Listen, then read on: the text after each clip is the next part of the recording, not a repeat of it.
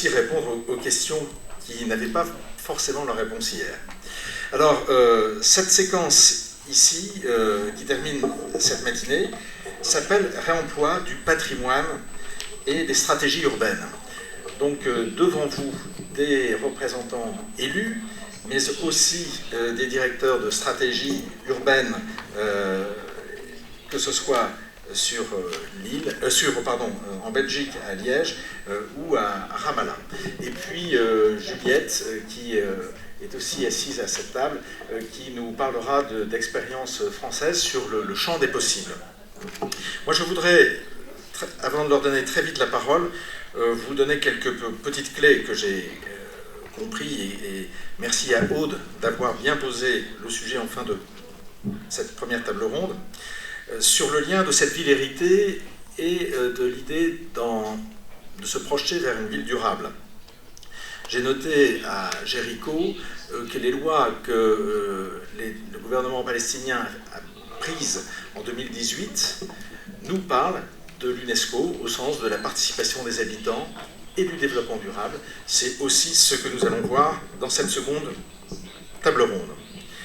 On y parlera des modalités pour asseoir ce processus de transformation. On a aussi déjà dans la première partie compris les enjeux de la sensibilisation et de la participation des habitants. On a vu aussi, à travers l'exemple du Naplouse Boulevard, comment une action sur un morceau de la ville pourrait devenir une stratégie pour un ensemble urbain.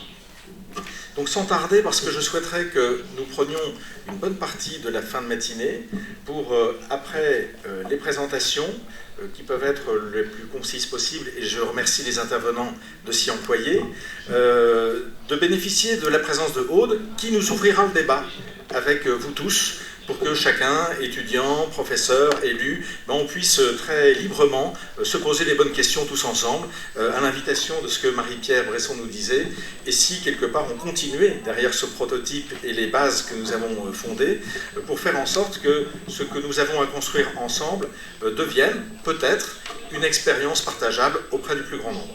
Donc sans tarder, je donne la parole à Mokaram Abbas, qui est maire adjoint à l'urbanisme de cette belle ville de Naplouse. Merci Mokaram.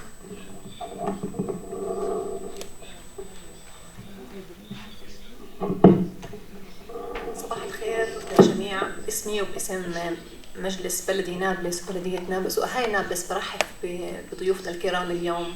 وطبعا بس صار عندنا مجال امبارح نرحب فيكم، بس اليوم برحب فيكم مرة ثانية، وبتمنى انه يكون الى الان كل شيء وفق توقعاتكم وضمن الطموح اللي احنا بننشد له للوصول لمخرجات جيدة في نهاية الايام.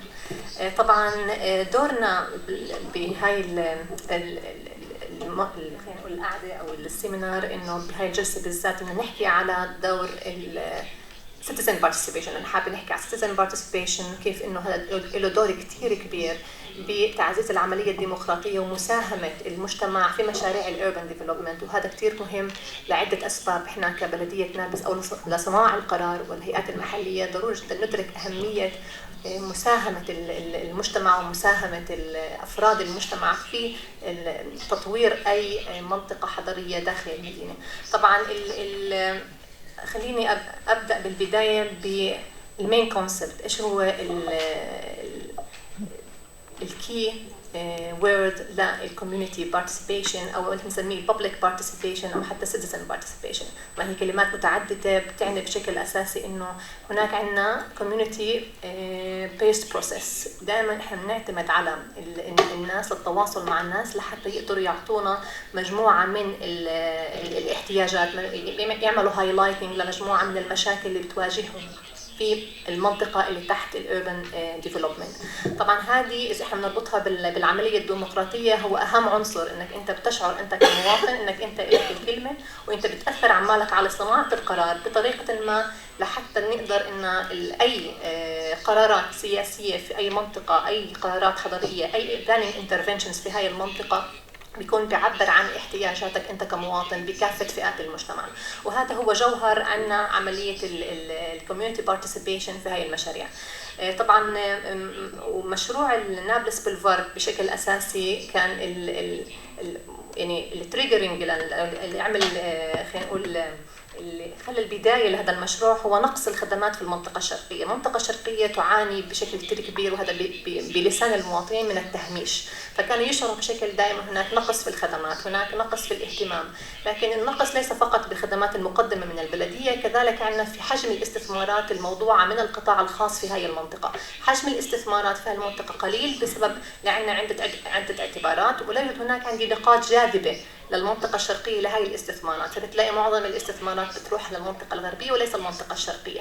وهنا بتيجي أهمية المشروع في المنطقة الشرقية، إنه بيعمل على خلق نقاط جذب جديدة للاستثمارات والقطاع الخاص، بأنه حيث يقدم هذا النوع من الخدمات.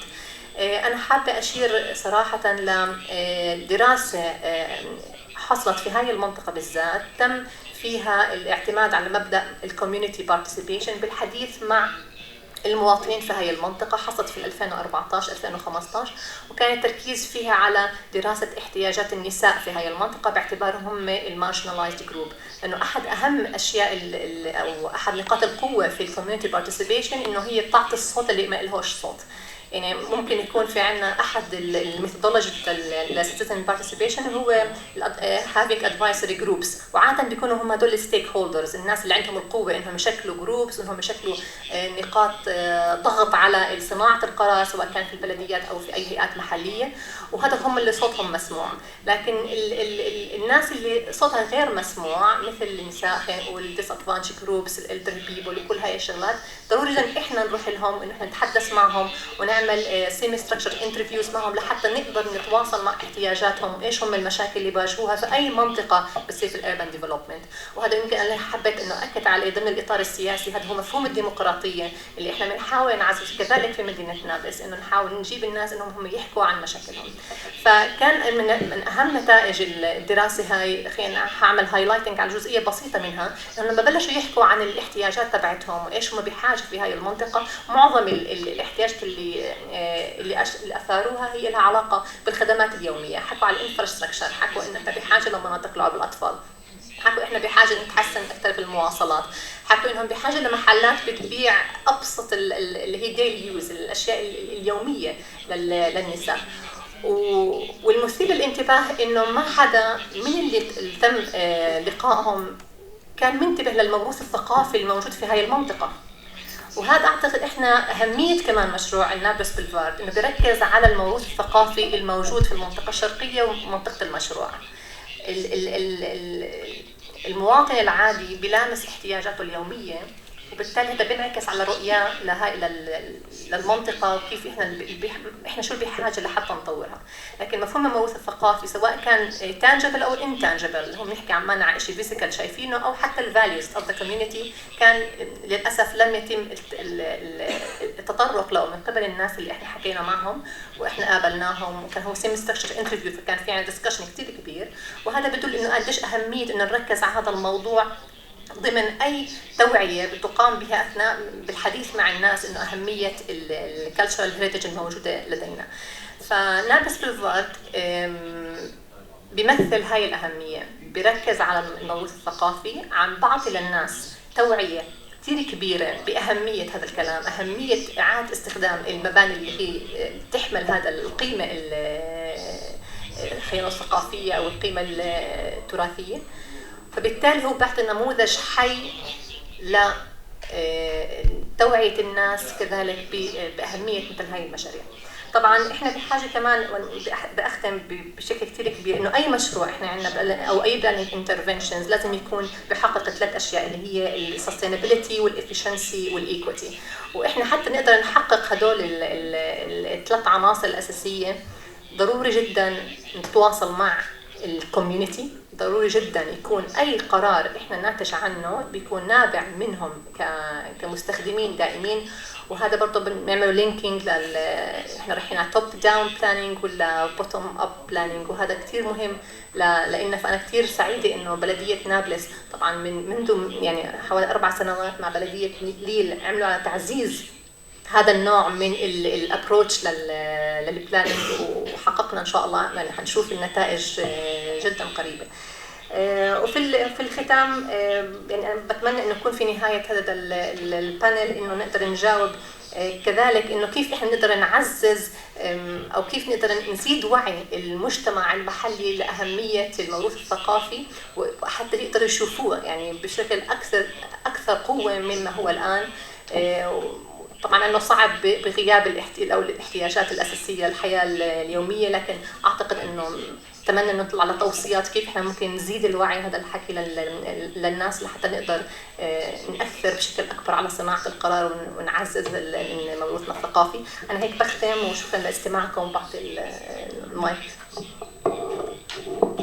Merci Mukarram.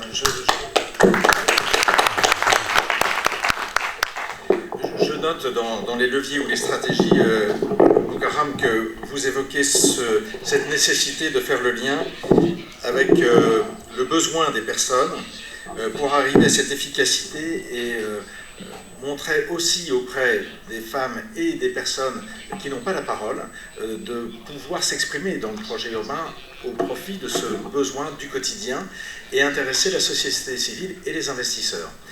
Je passe tout de suite la parole sans tarder à Stanislas Dandievel, qui est adjoint au maire de Lille en charge de l'urbanisme, mais aussi du développement durable du projet. Stanislas, c'est à vous. Voilà, bonjour à toutes et à tous.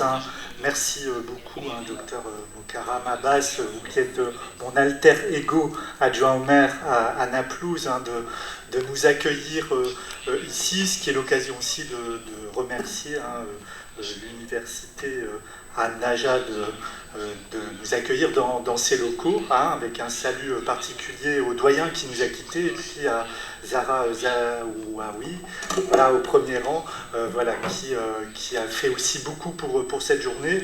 Un petit message aussi à Ayman Chaka, qui est peut-être voilà, qui est là-bas dans la salle, et puis bien évidemment à tous les participants à la table ronde, la représentante de la ville de Ramallah, et puis le représentant de la ville de Liège, et puis Juliette Hennequin, qui viendra aussi interagir lors de cette table ronde, sans oublier Aude Signol, qui par son regard essaiera d'embrasser un peu l'ensemble de ce qui aura été dit.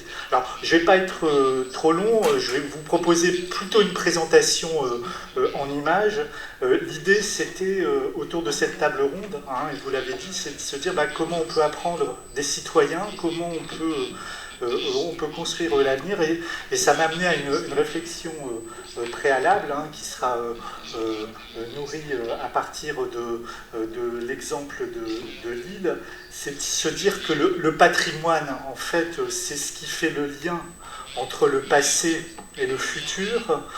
C'est une formidable occasion de créer de l'espoir pour les jeunes générations et d'offrir un horizon pour les générations futures. Et je pense qu'ici particulièrement, c'est une dimension extrêmement importante. Reconnaître, révéler, protéger, faire revivre le patrimoine, et au cœur du projet urbain à Lille, et au cœur du projet urbain ici à Naplouse.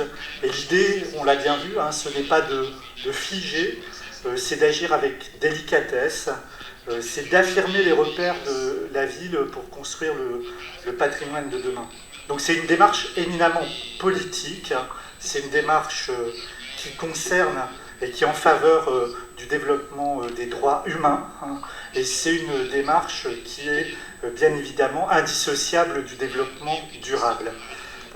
C'est cette philosophie qui anime aussi la poursuite de la coopération avec Naplouse que Marie-Pierre Bresson, l'adjointe à la coopération et l'adjointe aux relations internationales de la ville de Lille exprimait tout à l'heure.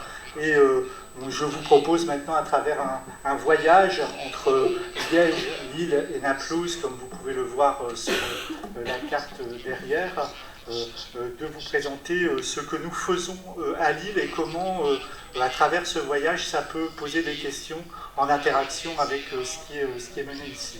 Donc, juste vous resituer, voilà la ville de Lille dans sa géographie. Je suis désolé pour l'élu de Liège, là sur cette carte, je n'ai pas mis Liège, j'aurais dû le rajouter, mais je l'avais fait sur la précédente, regardez. Lille est bien au centre du triangle entre Liège, Londres et Paris. Et donc, aujourd'hui, notre challenge, c'est de construire la ville de demain, et c'est de partir aussi de notre histoire, alors qui est assez singulière à Lille. Hein. Nous avons pas 5000 ans d'histoire, nous avons 1000 ans d'histoire urbaine. Nous sommes dans une région qui a 4 à 5 000 ans d'histoire. Aujourd'hui, le patrimoine sont deux choses. C'est d'une part le secteur historique, je ne vais pas vous en parler aujourd'hui, mais c'est quand même vous dire que nous avons un site patrimonial remarquable à Lille qui couvre 53 hectares et que nous étendons aujourd'hui pour qu'il puisse atteindre 170 hectares. Hein. Donc c'est un regard très très particulier sur le bâti à l'intérieur du tissu historique qui chez nous va plutôt du XVIIe siècle, un petit peu de XVIe siècle, hein, du XVIIe siècle jusqu'à nos jours. Mais nous avons aussi, donc ça c'est la ville qui s'était construite autour des murs, mais nous avons aussi un patrimoine industriel extrêmement important et reconnu récemment comme patrimoine à l'image de ce que vous avez dans le projet de Naples Boulevard autour d'usines électriques, c'est de dire ces moments qui ont construit l'histoire sont aussi importants, et y compris l'histoire récente. Alors, le patrimoine, c'est aussi... donc là, vous avez une image du patrimoine historique avec la citadelle de Vauban à Lille. Hein. Donc c'est une citadelle qui a été construite au moment où Lille a été rattachée à la France par Louis XIV. Et donc cette citadelle qu'on appelle la reine des citadelles de Vauban est classée, fait partie d'un classement hein, au patrimoine mondial. Pas la citadelle encore. Pas encore la citadelle, au patrimoine. Voilà. Septentrion, donc avec une réflexion. Voilà, aujourd'hui c'était une occupation militaire. D'ailleurs, elle occupe encore les forces de l'OTAN hein, qui sont accueillies à l'intérieur de cette citadelle. Mais c'est aussi, quand je parle de patrimoine, c'est aussi le patrimoine naturel que nous avons dans la ville. Hein, et donc la citadelle elle-même est prise dans un grand parc au bord de la rivière. Et l'exemple était montré tout à l'heure par Armel Marière, le parc Jean-Baptiste Lebas que vous avez en bas. C'était un ancien parking que nous avons transformé en jardin. L'idée, hein, c'est aussi par rapport à ce patrimoine d'intégrer hein, à celui-ci le patrimoine naturel. Nous avons la chance hein, d'avoir une rivière, la Deule. There is a difficulty. No? On m'a passé notre micro. Donc l'enjeu, c'est d'intégrer le patrimoine physique, architectural, mais c'est aussi d'intégrer le patrimoine naturel et d'essayer de faire en sorte que la dimension de la biodiversité, que la dimension physique puisse aller de pair. Donc très rapidement, hein, quelques challenges hein, que nous avons définis, hein, c'est donc répondre à travers notre action sur l'urbanisme et le patrimoine, à la fois aux enjeux des besoins de logement et des enjeux d'attractivité économique, d'accueil d'activités. C'est de travailler sur la question de l'énergie, hein, sur la question de la transition énergétique à travers le patrimoine. C'est aussi de travailler à l'intégration hein, des questions de qualité du cadre de vie et d'environnement. Alors, je vais vous le présenter à travers deux exemples. Hein. Donc, le premier, celui des rives de la Haute-Deule et d'Euratechnologie, donc qui est un ancien site d'industrie textile et qui aujourd'hui devient quartier, un nouveau quartier avec différentes activités. Et un second exemple qui arrivera par la suite, qui est le quartier qui est le secteur dit de Fivcaille, qui est également une ancienne usine, cette fois-ci de métallurgie, et usine que l'on transforme aussi en quelque chose de nouveau autour de différentes fonctions et en préservant hein, une partie hein, de la mémoire et en s'attachant, hein, et c'était aussi une des thématiques, au réemploi. Hein. Toute cette dimension ne peut pas se faire sans la concertation. Et ça aussi, je le commenterai au fur et à mesure de la présentation. C'est de se dire, pour que ça puisse fonctionner, il faut qu'il puisse y avoir une adhésion de la population, mais aussi une adhésion des acteurs économiques. Et Euratechnologies, dont le premier secteur opérationnel couvre 25 hectares, qui planifie l'arrivée de 1600 habitants, qui valorise le patrimoine industriel. L'idée, c'est que cette adhésion, c'était de travailler aussi à une combinaison des fonctions, qu'on n'est pas seulement j'habite à un endroit, je travaille à un endroit et je me détends ou je vais faire du commerce à un endroit, mais essayer de combiner l'ensemble, et ça, c'est aussi faire la ville. Bon, on ressent aussi fortement à Naplouse que c'est cette combinaison qui fait la richesse et l'attachement qu'on peut avoir à la ville de Naplouse. Donc ici, vue aérienne